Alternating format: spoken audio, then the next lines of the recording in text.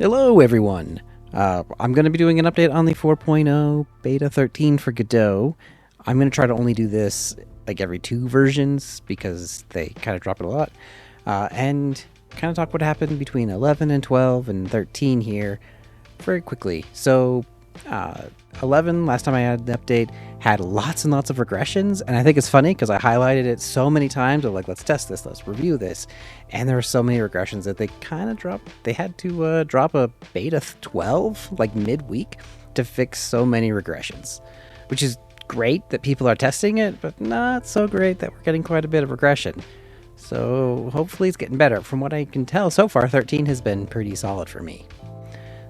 So here's 13, here's the changes, and there's actually a kind of a controversial one on, well, it has been kind of controversial. I mean, there's people that are not really happy about some removals and some changes, and other people that are really happy for it. So I'm going to give you my take, and I'll let you guys give me yours. Okay, so as we're trying to march to stability, the big thing here is that they removed the skeleton modification stack 3D. So they're going to be trying to fix all the regressions from skeleton inverse schematics IK 3D in 4.0 that was ported from the 3.x version. Now, this was a big anticipated item, and it was removed because it was not really working well. There's a whole thread here where they have removed it. They're like, the build's not passing, let's do this so we can make the build pass. They have a little talk about like, hey, is there going to be a 2D version of this? And they're like, no, there is no need for a 2D version of skeleton modification. It doesn't make sense of a node. Those were all experimental, so that's not going to happen. So it's only going to be 3D, but for now, it's not working at all. And they don't want to try to like spend all their time on this when there's so many other things they could be working on. And we still do have skeleton IK, what is it called?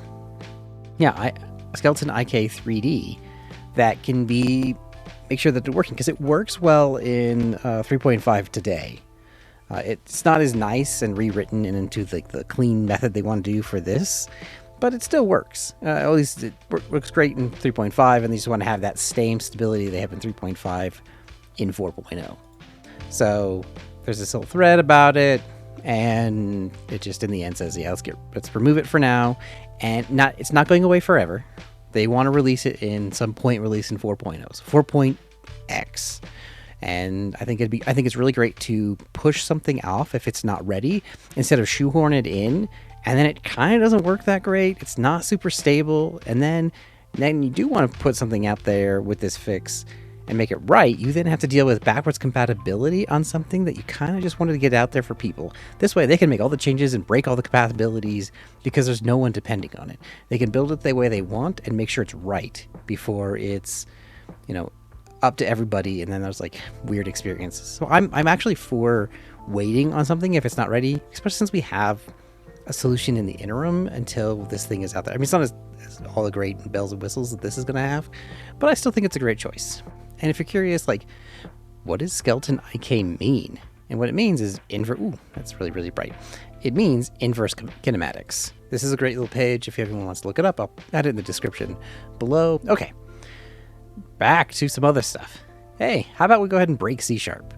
And that the C# API, that is. So this is really, they made some changes where they break the C# compatibility of what was out there. So if you already have an app out there or working on a 4.0 app that uses C#, they made some breaking changes, and you might have to actually fix some things.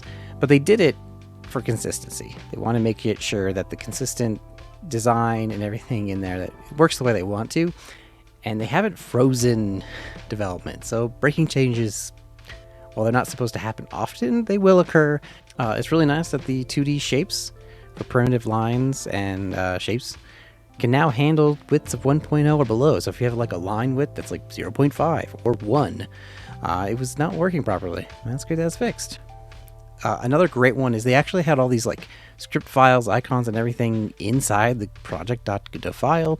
And to streamline your source control items, they actually just put all this stuff inside a .godot folder so that you don't have to worry about like diffing as much, and then worrying about like your source control can just manage this appropriately hopefully make this a little nicer, a little clearer. And if they want to make changes, it's little files within that folder.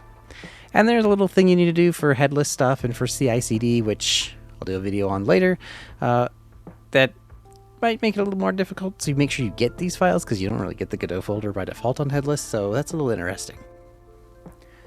Alright, what else is new here? We've got some reset animation on playback here, so there's like feature changes. You can reset the animation on playback stop. This is the removal we just talked about. Implemented toggling pause and stop for the animation player. That's good.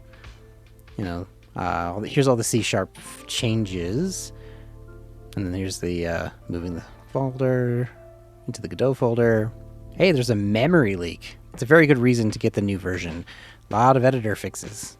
The SSH deploy, I skipped it above there actually. Meant to talk about it.